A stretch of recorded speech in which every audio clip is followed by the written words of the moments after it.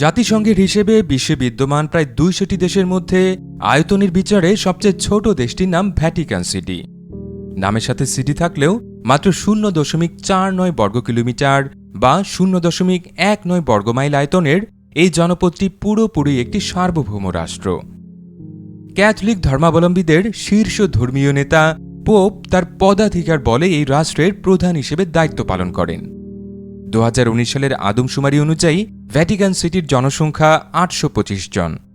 তবে এখানে কোনো হাসপাতাল না থাকায় এদের কারো জন্মই ভ্যাটিকান সিটিতে হয়নি। সেই হিসেবে সম্ভবত ভ্যাটিকান সিটি পৃথিবীর একমাত্র রাষ্ট্র যা তার কোনো নাগরিকের জন্মভূমি নয়। অদ্ভুত এই দেশটি সম্পর্কে আপনাদের বিস্তারিত জানাতে এই ভিডিওটি তৈরি করা হয়েছে। প্রিয় দর্শক, চলুন তবে আর কথা না বাড়িয়ে আদ্যপান্তরী পর্বে ভ্যাটিকান সিটি সম্পর্কে জেনে আসি।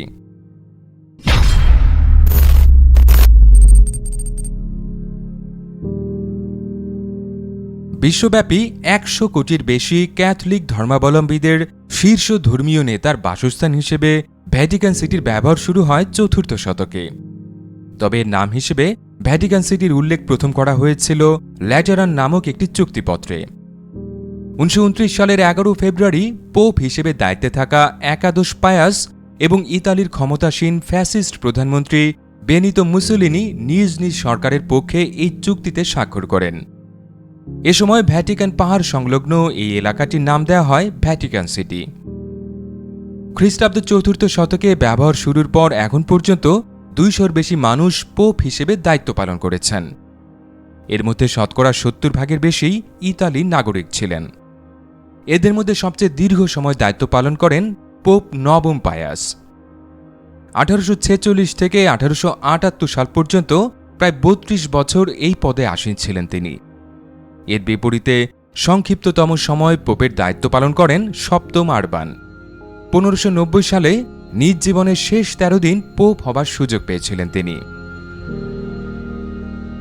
টাইবার নদীর পশ্চিম তীরে অবস্থিত এই এলাকায় প্রায় 3000 বছর আগে এট্রুস্কান সভ্যতার একটি জনপদের অস্তিত্ব ছিল। তবে এখানে ক্যাথলিকদের শীর্ষ ধর্মীয় নেতার বাসস্থান গড়ে তোলা হয় প্রায় 1700 বছর আগে। তবে তার আগে প্রথম শতাব্দীর প্রথম 50 বছর এখানে একাধিক রোমান সম্রাট নিজেদের চিহ্ন রেখে গেছেন। অ্যাগ্রিপিনা দি এল্ডার প্রথম এখানে সুবিশাল এবং বিলাসবহুল একটি বাগান বাড়ি নির্মাণ করেন, যার প্রায় 40 বছর পর অ্যাগ্রিপিনার ছেলে সম্রাট ক্যালিগুলা এখানে চ্যারিয়ট দৌড়ের একটি মাঠ বানিয়েছিলেন। এর কাজ সমাপ্ত হয় সম্রাট নিরোর আমলে। চ্যারিয়ট দৌড়ের ব্যবস্থা করার পাশাপাশি সম্রাট ক্যালিগুলা এই এলাকার শোভা বাড়াতে সুদূর মিশরের হেলিওপোলিস শহর থেকে একটি ওবেলিস্ক বা সুউচ্চ স্তম্ভ নিয়ে এসেছিলেন। প্রায় 2000 বছর পরেও ওবেলিস্কটি ভ্যাটিকান সিটির প্রাণকেন্দ্রে এখনও সগর্বে দাঁড়িয়ে আছে। সুপ্রাচীন এবং ঐতিহ্যবাহী এই ওবেলিস্কটির সাথে খ্রিস্ট ধর্মাবলম্বীদের জন্য একটি মর্মান্তিক ইতিহাস জড়িয়ে আছে।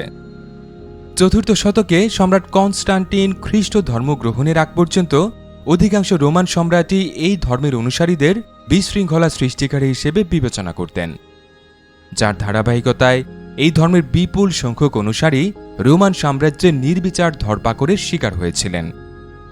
রোমান সম্রাট ক্যালিগুলা প্রথম পোপ হিসেবে বিবেচিত সেন্ট পিটারকে এই ওবেলিস্কের কাছেই শুলে চড়িয়ে হত্যা করেন। এর ফলে এই এলাকাটি খ্রিস্ট ধর্মাবলম্বীদের কাছে পবিত্র স্থানে পরিণত হয়। ক্যাথলিকদের শীর্ষ ধর্মীয় নেতা পোপের আসনে উপবিষ্ট ব্যক্তির মূল দায়িত্ব আধ্যাত্মিক হবার কথা থাকলেও যে কোনো প্রভাবশালী মানুষের মতো এরাও ধীরে ধীরে স্থানীয় এবং আঞ্চলিক রাজনীতিতে প্রত্যক্ষ বা পরোক্ষভাবে জড়িয়ে পড়া শুরু করেন। বিশেষ করে 5ম শতকে রোমান সাম্রাজ্যের প্রাণকেন্দ্র রোম থেকে এশিয়া মাইনরে অবস্থিত কনস্টান্টিনোপল শহরে স্থানান্তরিত হবার পর এই পোপদের ক্ষমতা জ্যামিতিক হারে বৃদ্ধি পাওয়া শুরু করে। ক্ষমতার সাথে তাল মিলিয়ে এই ভ্যাটিকান সিটির আওতাধীন স্থলভাগের পরিমাণও বৃদ্ধি পায়। এক পর্যায়ে বর্তমান ইতালির পুরোটা এবং ইউরোপের বেশ বড় একটা অংশ হলি রোমান সাম্রাজ্যের অন্তর্ভুক্ত হয়ে গিয়েছিল। ভ্যাটিকান সিটিতে উপবিষ্ট পোপ এই বিশাল এলাকা শাসন করতেন। 1000 বছরের বেশি সময় এই বিপুল পরিমাণ স্থাবর সম্পত্তি উপভোগ করেন তারা। মধ্যযুগ হিসেবে পরিচিত এই সময়টায় পোপদের ক্ষমতা, বিত্ত এবং সম্পত্তি বাড়ার ভালো এবং মন্দ দুটো দিকই ছিল। একদিকে এর ফলে ক্ষমতাসীন পোপ এবং তার সভাসদ হিসেবে কর্মরত ব্যক্তিরা ব্যক্তিগত সম্পদের পাহাড় গড়ে তুলেছিলেন। এদের অনৈতিক কর্মকাণ্ড, স্বজনপ্রীতি এবং দুর্নীতিও লাগামহীন হয়ে পড়েছিল, যার প্রতিবাদে রচিত অনেক সাহিত্যকর্মই ইতিহাসের পাতায় কালোত্তীর্ণ অবস্থান অর্জন করে নিয়েছে। পোপ এবং ভ্যাটিকান সিটির ঘৃণ্য সব কাজে অতিষ্ঠ হয়ে মার্টিন লুথার নামে ইউরোপের এক পাদ্রী খ্রিস্ট ধর্মের নিয়মকানুনে বড় পরিবর্তন নিয়ে আসেন।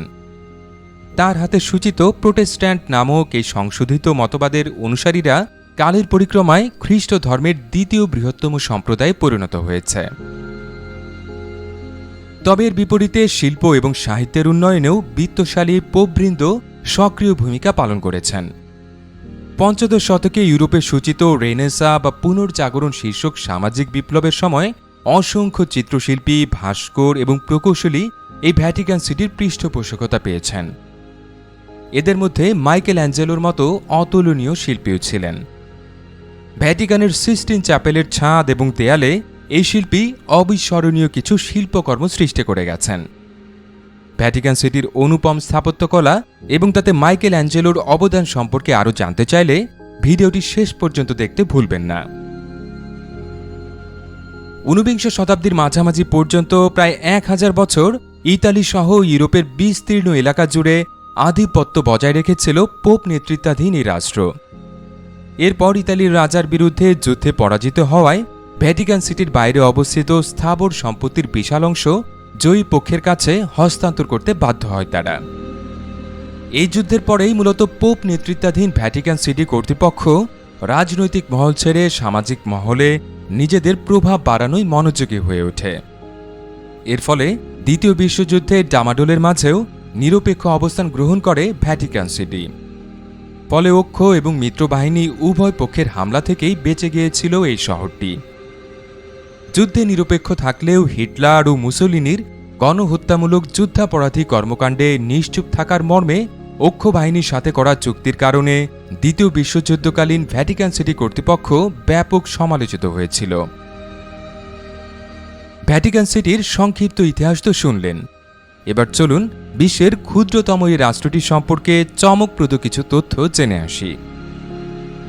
ভ্যাটিকান সিটি রাষ্ট্রের পুরোটা ইতালির রোম শহরের ভেতরে অবস্থিত, কিন্তু বিস্ময়কর ব্যাপার হলো গত 500 বছরের বেশি সময় ধরে এই রাষ্ট্রের সীমান্ত রক্ষা থেকে শুরু করে স্বয়ং পোপের দেহরক্ষীর দায়িত্ব পালন করেন সুইস গার্ডসের সদস্যরা।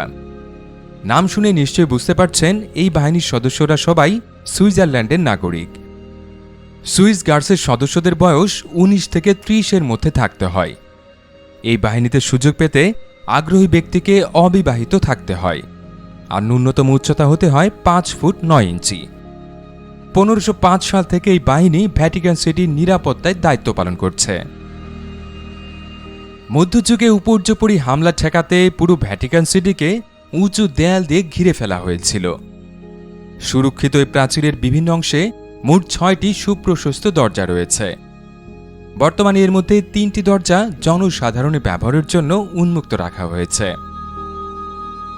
ভ্যাটিকান সিটির জনসংখ্যা 1000-এর কম হলেও প্রতি বছর এখানে পর্যটক হিসেবে উপস্থিত হন কমপক্ষে 50 লাখ মানুষ। অর্থাৎ প্রতিদিন গড়ে প্রায় 20,000 নতুন পর্যটক এই জনপদে উপস্থিত হন। তবে বড়দিন বা ইস্টার সানডের মতো ধর্মীয় অনুষ্ঠানের মৌসুমে পর্যটকের ভিড় কয়েক গুণ বেড়ে যায়। ভ্যাটিকান সিটিতে অনুষ্ঠিত বিভিন্ন ধর্মীয় আচার এবং পোপের ভাষণে লাতিন ভাষা ব্যবহৃত হলেও এর রাষ্ট্রীয় ভাষা ইতালিয়ান। ভাষা হিসেবে লাতিন বেছে নেওয়ার সুযোগ আছে এমন এটিএম মেশিন বিশ্বে এখন পর্যন্ত যে কয়টা তৈরি করা হয়েছে তার সবগুলোর অবস্থানই এই ভ্যাটিকান সিটিতে। জেনে অবাক হবেন, ভ্যাটিকান সিটির নিজস্ব একটি রেডিও চ্যানেল রয়েছে। বিশ্বের বিভিন্ন দেশে ওই চ্যানেল থেকে 40টি ভাষায় নানা অনুষ্ঠান প্রচার করা হয়। বিশ্বে ভ্যাটিকান সিটি একমাত্র রাষ্ট্র যার পুরোটা ইউনেস্কো হেরিটেজ সাইটের অন্তর্ভুক্ত করা হয়েছে। জাতিসংঘের আওতাধীন এই সংস্থাটি 1984 সালে ভ্যাটিকান সিটিকে ওই মর্যাদায় ভূষিত করে। কখনো ভ্যাটিকান সিটিতে ভ্রমণের সুযোগ হলে এখানে অবস্থিত সেন্ট পিটার্স ব্যাসিলিকা এবং সিস্টিন চ্যাপেলের মতো দৃষ্টিনন্দন স্থাপনাগুলো দেখতে ভুলবেন না। বিশেষ করে সিস্টিন চ্যাপেলের ছাদ থেকে শুরু করে 4 দেয়ালে অবস্থিত ফ্রেস্কোগুলো না দেখলে ভুল করবেন। শিল্প জগতে সর্বকালের কিংবদন্তিদের একজন মাইকেল অ্যাঞ্জেলো এই ফ্রেস্কোগুলো সৃষ্টি করেন। এর ছাদে অবস্থিত বিশ্বখ্যাত ফ্রেস্কো ক্রিয়েশন অব অ্যাডাম চেনে না এমন মানুষ খুঁজে পাওয়া কঠিন। মাইকেল অ্যাঞ্জেলো ছাড়াও এই ভ্যাটিকান সিটিতে নিজের সৃজনশীলতা চর্চার সুযোগ পেয়েছেন ক্যারাভাজ্জিও, ব্রামান্টে এবং রাফায়েলের মতো প্রথিতযশা সব শিল্পীরা।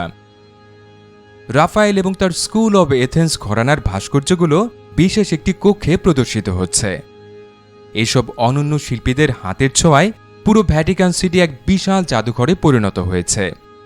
যে জাদুঘরের সবগুলো প্রদর্শনী ঘুরে দেখতে চাইলে আপনাকে সব মিলিয়ে 7 কিলোমিটারের বেশি পথ পায়ে হাঁটতে হবে। তবে এর ফলে আপনি শিল্পকলার অনুপম যে নিদর্শনগুলোর দেখা পাবেন, তাতে এই পরিশ্রমের পুরোটা উসুল হয়ে কিছুটা উপরিও থেকে যাবে।